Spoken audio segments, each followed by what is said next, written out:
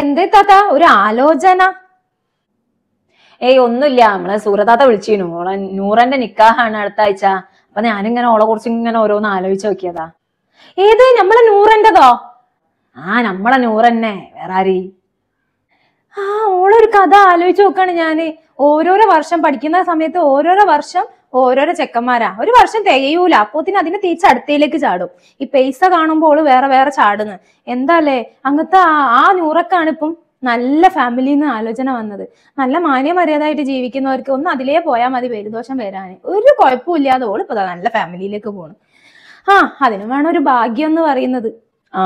ഓരോ വിചാരം ഓരോ മക്കള് നല്ല പെർഫെക്റ്റ് ആണ്, നാട്ടില് പാട്ടാണെന്നുള്ളത് ഓൽക്ക് അറിയില്ല.